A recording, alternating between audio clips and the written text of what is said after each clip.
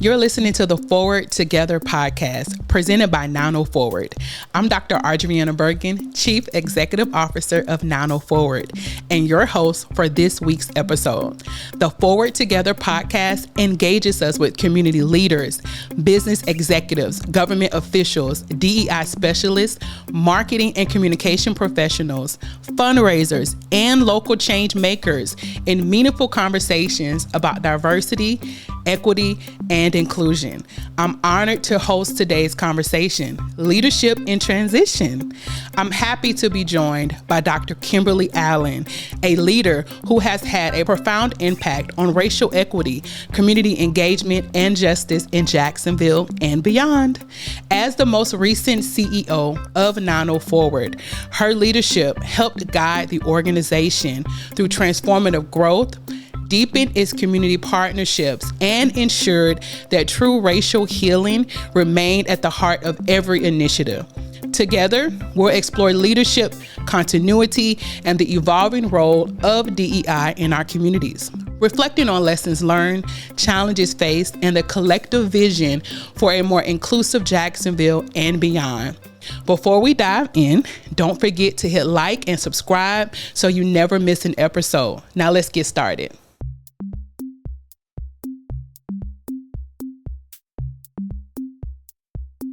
All right, Dr. Kimberly Allen. Burgin. Yes, this is our first time seeing each other in person. Oh my gosh, and I'm fighting back tears all day because I've been excited to see you. This is so good. If we cry during the episode, y'all just roll with it. That's right. That's right. I'm so excited to see you. Me too. Thank you so much for being here, for everything, and we'll get into it. Okay. But we're going to have a conversation today about transitions. Our transitions, I think I've gotten so many questions about what our transition was like and what were our successes, how do we do it. Everybody's so excited. Thank you so much for all the well wishes for me and Dr. Allen. We are true friends, true sisters. Yes, we are. So this conversation today is a conversation among sisters. That's right. All right. So I have a few questions for you. Okay. I know you might have some questions for me. We're going to have just a natural conversation. All right. Okay. So I'm now the Chief Executive Officer of 904ward. You are. I have only said that 1 or 2 times. You got to get used to it. I got to get used to it. It feels amazing. But I want to know about you and your leadership journey. So I have a question. What initially inspired you to take on a leadership role within 904ward? And how has that shaped your approach to advancing DEI? So I will say, when I first took on a leadership role in 904, it was purely on paper. It was the intention was, hey, we are officially a 501c3 now, and so we have to have people listed on this document that says we have some governance structure in place. And so I believe it was Melanie and Lynn came to me and said, hey, this person is moving away for a job. We really just need your name on here. So, we think you'd be good. So I was like, okay, sure. It's just paperwork. Little did I know that when you are walking in your purpose, that things that seem insignificant, honestly, just transition to more. And so it has, I started on that piece of paper as the board chair of an all-volunteer organization, and the work grew. And so I felt a sense of responsibility and a desire, quite honestly, to continue to see the work grow, seeing the community response to us saying that we wanted to end racism, and people were excited about that, and were like, yeah, this is what we want to do. Right. Which is interesting in the moment we are in right now. But at the time there was a lot of excitement. And so I knew that I wanted, I say it all the time, but I wanted Jacksonville to be a place that my kids would be proud of, and my kids would be heard you say that. Proud to be from. Like I want you to be proud of that you're from Duval, right? And so making sure that this city was a place that they could inherit drove me. And making sure that people saw people who looked like you and I, 2 Black women with PhDs and doing amazing things in our community, that's not the exception, that's the norm, and that they come to expect that when we walk into a room, that we are there because we are brilliant, because we have a lot to offer, And because we know what we're talking about. Yeah. Okay, I have a question. So you're named CEO of 904. It's your first day. You go home.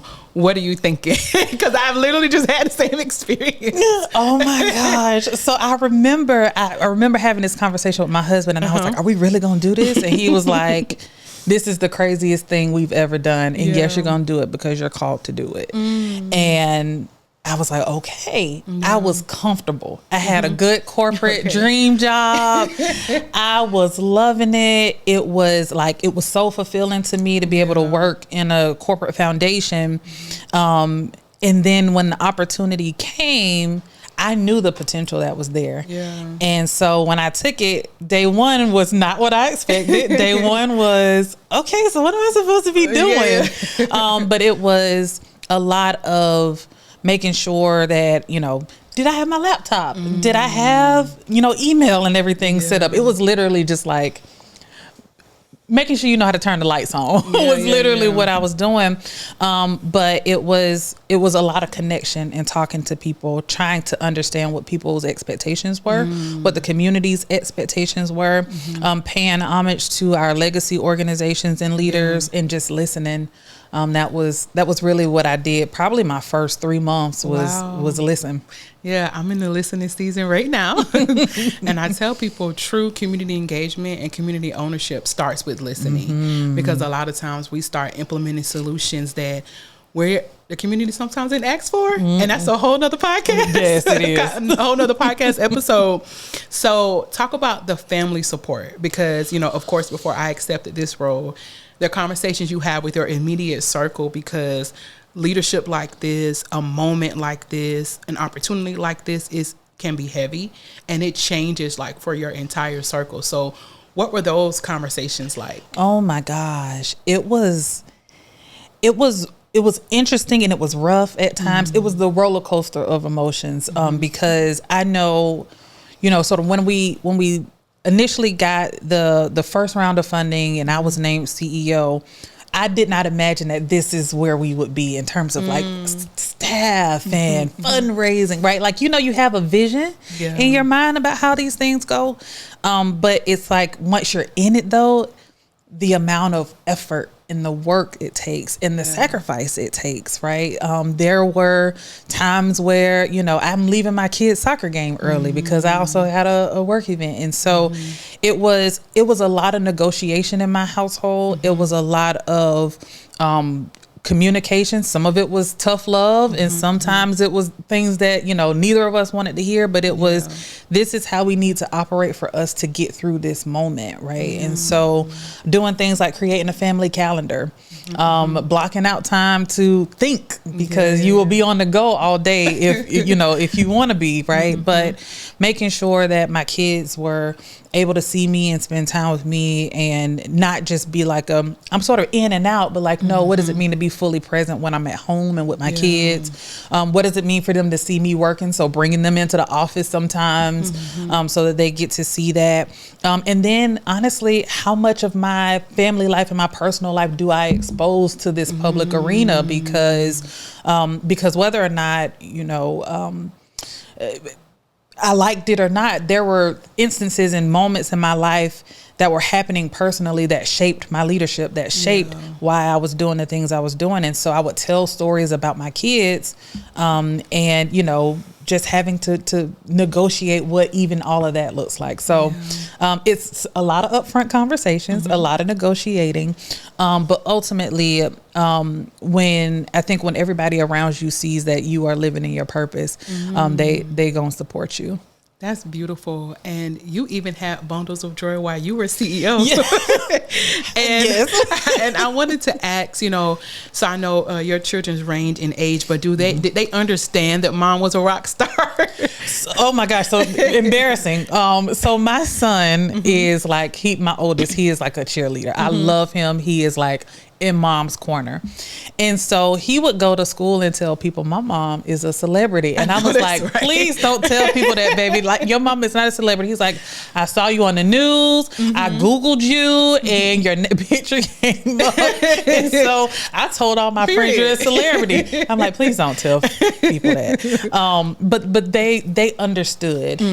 But they also, and that was a joy, but they also understood the weight, right? Because when the Dollar General shooting happened, for example, and an organization like ours is called in to help address racism in that way, and having my son also look at me and cry because he's afraid for me to go out and do this work. So they understood, especially my oldest. He understood, but my oldest two are very perceptive kids, and so they ask a lot of questions. Go figure. They're brilliant little minds, wonder, and so they asked all the questions, and we are an open household. My husband and I did not sugarcoat things from them, especially when it intersected with the work I was doing. Yeah, I love it.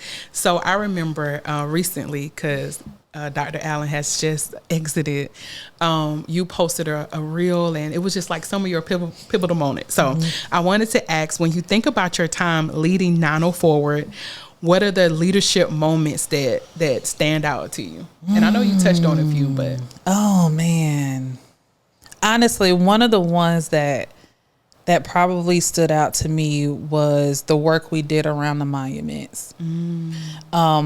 Because that was a lot of, just negotiating and having a lot of conversations with a lot of different stakeholders, knowing that the temperature in the community was, past boiling, and temperatures were high, tempers were high, and but the community wanted resolution. And I remember it very vividly because the day that it came down, I hadn't been long got home from having number 4. Wow. And so having to set the team up to see that through to the end.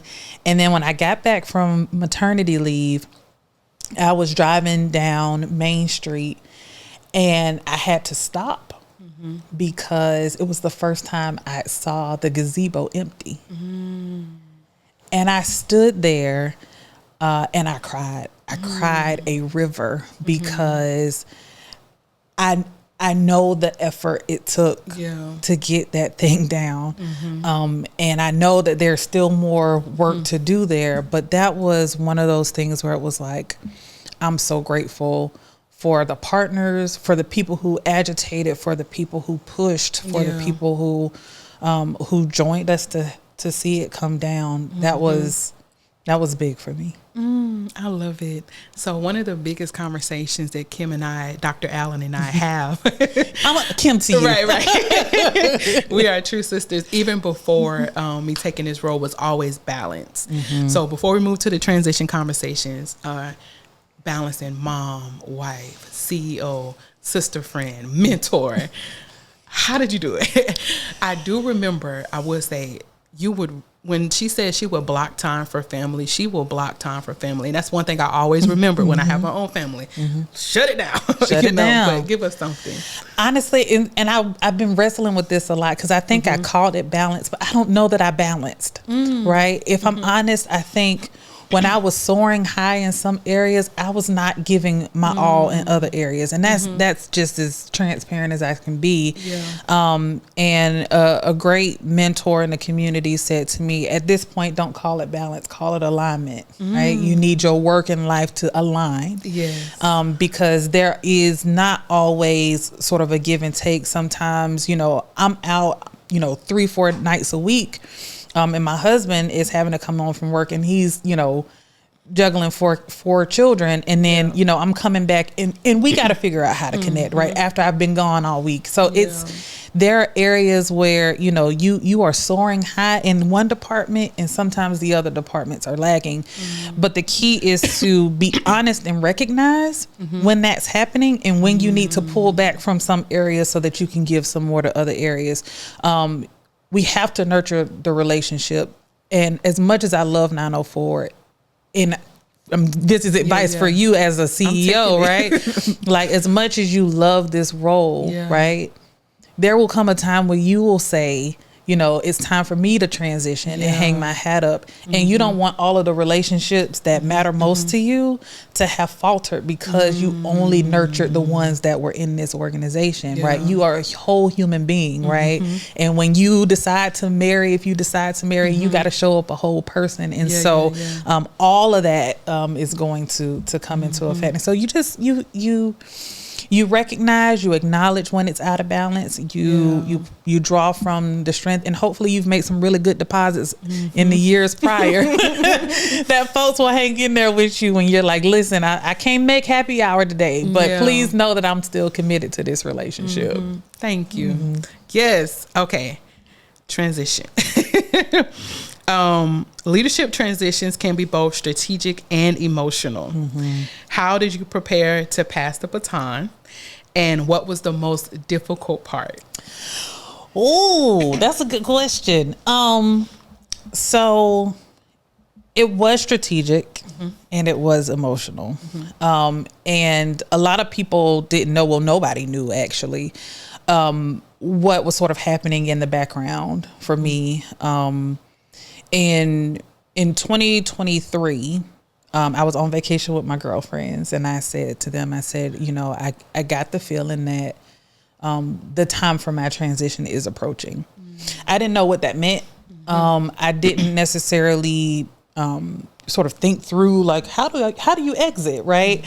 But I knew, for example, you know, my husband needed to take his career in a different direction, and he had that desire. And two ambitious people in a household is tough work, right? So there's negotiation, right? We've been, you know, he's been supporting me in this role for a number of years, and so, you know, it felt like, it's about time for him. And so when, you know, things were gearing up for him, he was like, I found this really cool position. And this was at this point, this was, 2024. This was summer 2024. So a year later, he said, I found this really cool position. I think I want to apply for it. And so I was like, well, babe, go for it. Right. It sounds like it's good for you. And why not? Nobody knew. And so it was a matter of, at what point do you say something?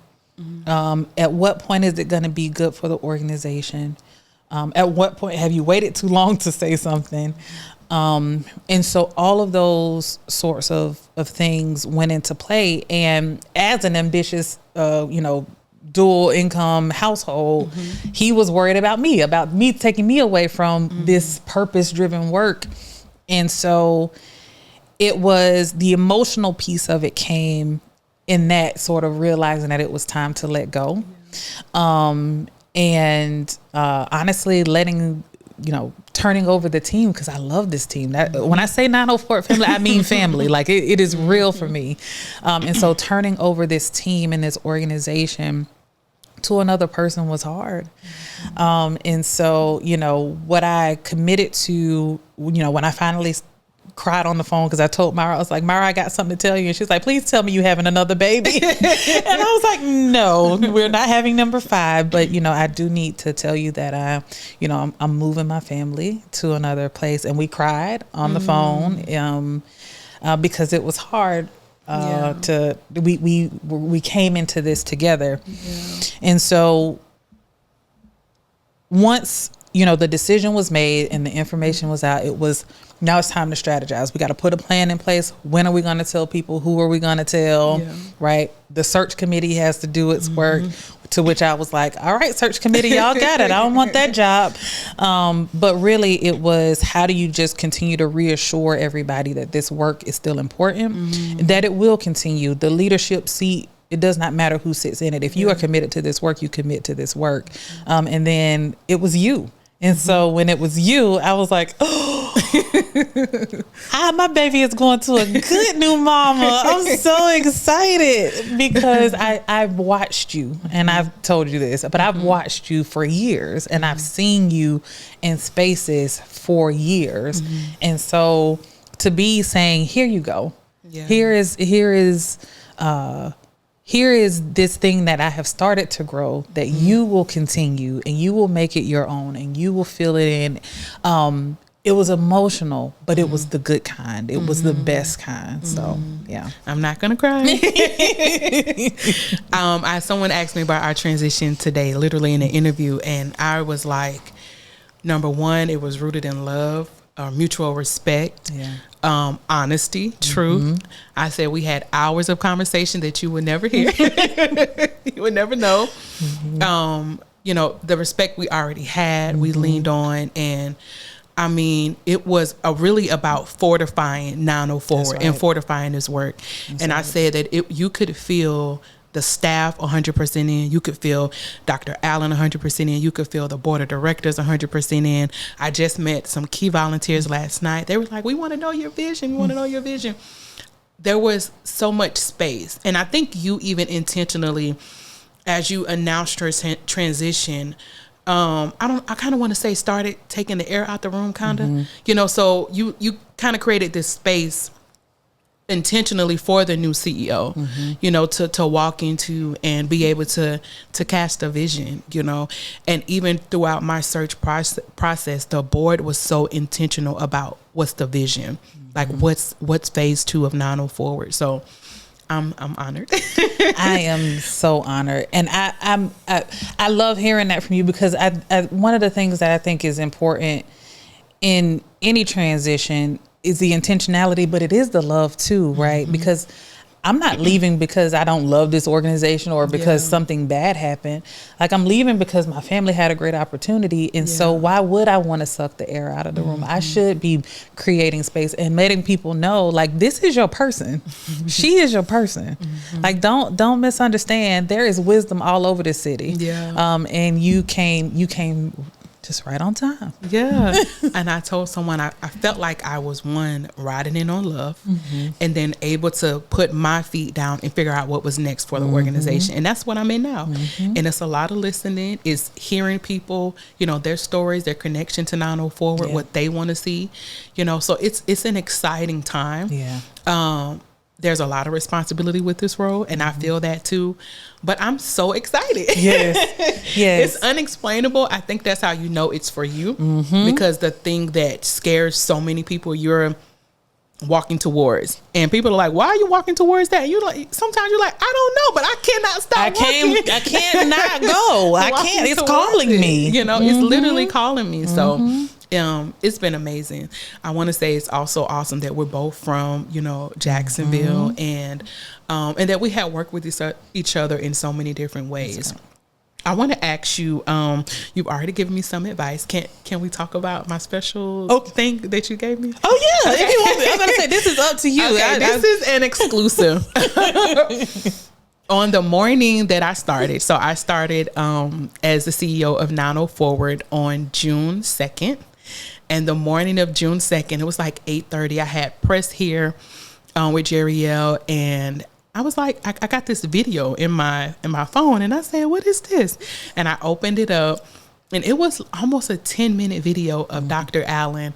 I'm not gonna cry. Just pouring into me, congratulating me, giving me advice. It was so much love in that video, and I wanted to thank you publicly for it.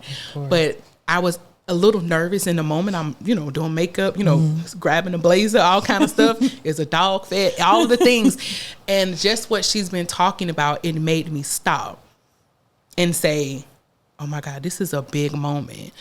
It's a big moment for me, my family, my friends, my community, for Jacksonville, for the African American community, for the Hispanic, for everybody." And the love that I got that day. Now, I don't know who planned it, but I started on the day that it was announced. So the fun thing to tell everybody, "Oh, I heard the announcement. When do you start?" And I'm like, "Now, right today, 5 minutes ago." But the love I got on social media, two things: the love you got exiting, and then the love I got coming on. I want to say our director of marketing said were two of the biggest engagements for 904 this year, which says a lot, how much people love you and how much they love me. But the love I got that day was like, it was overwhelming in a good way. And I said, okay, they think I can do it. Well, I guess I can. That's right. They know you can. Yeah. And the support was just phenomenal. I want to talk about, because you and I are both millennials, right? We're both under 40. And when you found out I had it, I called Kim, I want to say that night, and we talked. She was one of the first people I talked to after I called my mama, my cousin. I just told my immediate family. And you said, the board of directors has made a statement. And what I've heard a few times is what this has shown for upcoming talent, emerging leaders in the city, retention of talent. So I wanted you to speak to that. Yes. So I'd heard a number of things about, how well the process went. But one of the things that I think really stood out was, Jacksonville has richness in it. Jacksonville has amazing homegrown talent. We have amazing transplant talent too, right? But has amazing homegrown talent. Yeah. And to see you, again, somebody from here who has planted their feet very firmly in this city, and they say, I want to make a difference, and this is how I'm going to make a difference, speaks volumes. And the board saying, we unanimously, not one off, nothing, unanimously support the fact that this is our next CEO, this homegrown talent, this brilliant economist who came in and wowed everybody through your interview process. It speaks volumes to the caliber and quality of candidates that exist in this city. Yeah. We have got to do an amazing job, a better job of making sure that our local talent gets elevated, that they get cultivated, that they get the professional development, the support, the mentors, the sponsors, whatever is needed, so that people are speaking their names in rooms that they're not in. Yeah. Right. So that they get opportunities to be the next CEO, be the next COO, CMO, fill in the blank. But there's talent here. Yeah. We gotta get out our own way and let people come in and do the good work that we know they can do. And you are an example of that. Thank you so much. And seconding that, 48 hours after my announcement, Travis Williams was announced as the CEO of LiftJacks. Take the interim off. We are permanent. And another homegrown talent. Another amazing man who supported my candidacy. He is the real deal. That's all I can say. He's the real deal and has done so much work. And what I've learned, I feel like through this process and knowing people like you and Travis and so many of our friends, is letting the work speak for you. That's right. And you're not the first person to tell me, oh, you have a footprint in this city. I'm like, what does that mean? That means I've been doing the work and letting the work, speak for me. So it feels really good. So I want to speak to the future. We've also had a lot of, discussions about spirituality. I'm a PK and, I think that has fortified a lot of people through the change in DEI landscape, through just life in general, and through transition. I want to talk about how your spirituality has rooted you. And let's start there. I got more questions, but let's start there. No, and I said this to you, Audrey, like you don't get through this work without recognizing that there is something bigger than you that is guiding you, and for me, that's God. For me, that's Jesus, and that's God. And so I have an amazing pastor here and first lady here at the Church of Oakland, Dr. McKee and Lady Eris McKee, who have been cornerstones in my faith walk, praying for me and my children, showing up to places where I'm like, I can't believe you came here. But also just really when you're out here on the front lines, because you are on the front lines, I think I said to you, you are certainly going toe to toe with different people, but I certainly feel like you are going toe to toe with different spirits too. Yeah. And to be protected and have the faith to know that in this moment, It might not feel like I'm winning. It might not feel like we are making progress the way I would like for us to see, to have the faith to know that everything I'm doing right now is going to create a better tomorrow. Yeah. And that's not something, I've never seen a world where racism doesn't exist. I hasn't seen it yet, right? Yet. Right? Mm-hmm. But faith allows me to say, I know it's coming. Yeah. And even if I personally don't see it, that doesn't mean that it's not coming. If I think about, I don't even remember where I heard this, but if I think about, for example, enslaved people who thought of freedom, some of them never saw freedom, but they still believed that it was possible. Yeah. And here we are in 2025 with PhDs and blazers doing a podcast, right? We are our ancestors' wildest dreams. And so faith has taught me that I should have a wildest dream. Yeah.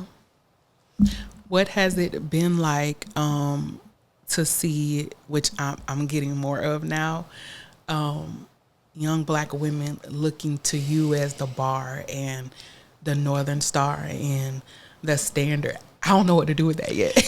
That's crazy work. That is absolutely crazy work, because I have those women that I look up to, and I'm like, y'all are the gold standard, right? Of how to disrupt, how to lead, how to challenge, how to organize, how to, do all the things. And then for people to be like, I'm looking at you now. Like, you. Who, me? Mm-hmm. Really? It's grounding, it's humbling, and there is a huge responsibility that comes with that. And so that's why I take it so personally to say things like, make sure you got your faith walk in order, right? Make sure you got the relationship with God to fortify you, because when all of this fail, when you make a mistake, right, you got somewhere to go. But also, it's why I take so seriously some advice I got maybe 6 months into this role, which was, if it feels lonely at the top, you haven't done your job of taking somebody with you. And it is our responsibility. It is your responsibility. It is the collective responsibility to make sure that we are mentoring, developing, pouring into the people who are going to come behind us, because we should not be lonely, because we are never the only ones who can do these jobs, right? We should be excited for the next leader. We should be excited when somebody comes in and says like, hey, I feel like I can do this now. Like, you've done your job. Pat yourself on the back. And when you see them grow and do things and achieve heights, like, you proud. I'm not jealous, I'm proud. I'm genuinely and godly happy for you, because that's what we should be striving for. There is not a limit on success. It's not only certain people can be successful. Only if you got a PhD, or only if you come from this side of town you can be successful. If I'm pouring into you, you have the ability to be successful. If I've taken the time out to you to share wisdom and nuggets and whatever it is that I can share with you, there is opportunity. As long as there's breath in your body, there's opportunity. And so I don't take that for granted, that people look to us and say things like that, because I think that's exactly what it should be. It's our turn to be, building up the next generation. I have nothing to say. I do want to speak to the future. Give us some time I want to speak to legacy and speak to the future. With legacy, now, Dr. Allen is very well connected in Jacksonville. She snuck in today and she has amazing friends here, amazing community, still has amazing roots here. So we know you're not gone forever. But your job is done here just for now. And I wanted to ask you, what is your hope for Jacksonville? Your hope for 904? Like, when you took your carry-on on that plane, like, what was your prayer for us? My prayer, very simply, was that Jacksonville would recognize that we are on the path to being great. And in doing so, we're going to have to address and tackle some really hard things like racism. Some of the legislation that we're seeing, the the rhetoric that we're seeing, I think it is an intentional pushback because there is ground that's being gained in this work. And I only wish that Jacksonville would decide that it's ready for the future. And what that means is, if you're thinking about running for office, run for office. If you're thinking about, starting that business, start that business.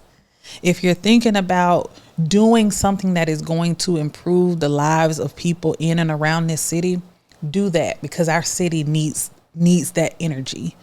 And we can't back away now because it feels hard and uncomfortable. We really got to lean into that discomfort because it's growth. It really is growth and opportunity. So I want Jacksonville to just realize we are great. Yeah. We got to work some stuff out on paper here to bring that to full light. But we got the right recipe. Yeah. So we're still talking about leadership and transition, and my last question is going to be asking you about the amazing things that you're up to, because someone like this, she's not going to sit down long. So Dr. Allen, if you don't know, has always had an amazing consulting firm. So we're going to hear about that. I would be remiss, as a preacher would say, to sit here with you and both of us are doctoral, earned Black females, and not even just do like a tidbit of that conversation. In the Clubhouse days, when Clubhouse was big, I was having conversations with Black women on the platform who were in their dissertation process, who were thinking about graduate school. I still take calls with women that are younger and older than me who want to get a doctoral degree. Literally just had lunch with someone on Tuesday who has applied for a PhD program in organizational leadership. And I get DMs. I get all of the things about what my process was like, what it was like for me. I want to hear about your journey, if you don't mind. Oh my gosh. So okay. When I was in high school, I knew I wanted to get a doctoral degree. Oh, wow. Mm-hmm. I did not know what I wanted to do after that. I was just like, I'm going to get a PhD and the rest is history. I thought I was going to do it in psychology. I thought I was going to be a therapist. God had other plans. But when I started my doctoral program in 2011, I started it at the University of Georgia. And I had this amazing professor who really believed in me. And I worked in his research lab. And then my mother-in-law got cancer. So I took a semester off, moved back to Jacksonville to help my husband to care for her. So took the semester off, went back to keep going, found out I was pregnant with my first child. Wow. And so at that point I was like, okay, I got some decisions to make and I was going to quit. My dad said to me, he said, if you stop now, you're not going to go back. You need to find a way to finish. So I reached back out to my professors at Florida State and I said, hey, I am, almost 2 years into this program at University of Georgia. I can't take another semester off, but I got to be here with my family, And so she was my master's professor, my major professor when I was in my master's program. She said, come on back. Dr. Kay Pasley, one of the most brilliant women I've ever met. But she said to me, come back. And so I came back. They transferred some of my credits. I would commute 2 to 3 times a week to and from Jacksonville and Tallahassee to finish after I had my son. And the crazy thing is, so you take your coursework, right, when you're getting your doctorate. And then there is a comprehensive exam that you take to say, yes, you are ready to start writing your dissertation. You get 2 chances to take that comprehensive exam. I failed the first time. Because I had my son, he was home with me. I was not focused. I was not paying attention to getting this degree finished. And I cried all the way back home. It was pouring down, raining on 10, and I boohoo cried all the way home. And my professor said to me, it just doesn't seem like you're ready right now. You don't seem like you have the focus. So you're going to take some time. think about this and come back. So I cried all the way home. And they were like, oh, you took that news like a champ. I was like, I'm about to let y'all see me cry. But that was like for another day. But when I was in the car, Kirk Franklin's Smile played. And I was like, and it said, today's a new day, right? And so I was like, all right, I failed. I got one more chance to get it right. And if I don't, then I know that this is it. But like, I didn't come this far just to get this far. Yeah. Passed it the second time. Thank God. And then writing the dissertation from there was a breeze, because I was really interested in the topic. It was about Black men dating habits. So I was all in.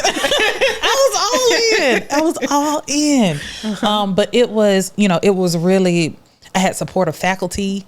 Wow. I had supportive family. Because again, I was on the road 2-3 days a week, driving back and forth on boring I-10. But it was the drive to finish. Yeah. I love it. I have a similar story. Really? Yes. I also went to Florida State University. I don't know if I've ever said it. I must have applied to like 8 schools and I got into 2. And I said, okay, well, God must want me to really go to Florida State. And I didn't want to go that far either. But it was extremely competitive. The economics programs when I was coming through, extremely competitive. And so I went, packed up my stuff. I had never lived outside of my parents' house. I was about 24 because I had went to UNF here. So I stayed at home, went there. My first class was mathematical economics. Just tore me out the frame. Tore me out the frame. My first year, at the end of the first year, you have to take a written examination in microeconomics and a written examination in macroeconomics, and I failed both. And I cried. I sat in the middle of my 600 square foot apartment and cried. And I called my baby sister, Asia. I say baby, but we're only a year apart. And I said, I might be coming home. I might not make it through this program. I might flunk out. But flunking out was a master's degree. So it was a failure, But I studied in my apartment, my very small apartment, 12 hours a day for about 2 to 3 months. And I came back and I passed all the exams. Yeah. And the rest is history. But my professors were shocked because I came in unfunded. I had to work for my funding and deal with some of the things that Black women have to deal with sometimes in doctoral programs. But when I came through and I did what I had to do, they gave me everything I deserved from day one. And I tell people that story because they see the success now and they don't understand the struggle, and it's not just the doctoral programs you can get in. That's step 1. Getting through the program is step 2. And then COVID hit during my dissertation and I had an amazing dissertation committee, but about 3 of them were international. So it was hard saying, hey, read this chapter when they worry about their family and going home and, taking sabbaticals.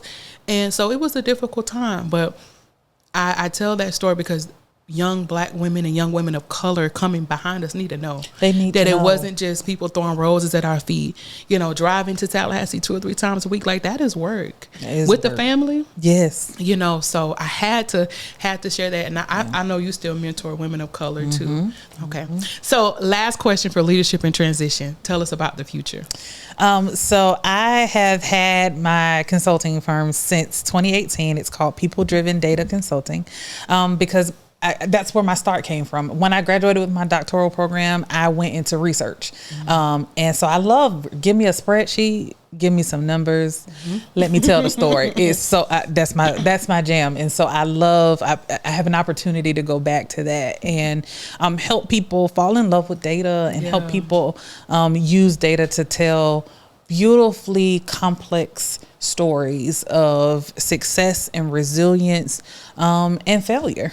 And so I am very much so looking forward to continuing to lean into that and picking it back up because I slowed down. Obviously, this role is indeed full time, but I'm looking forward to doing some more of that work. That's going to be amazing. I'm so happy for you. Thank you. So I have to ask you an exciting question, something we are really excited about here.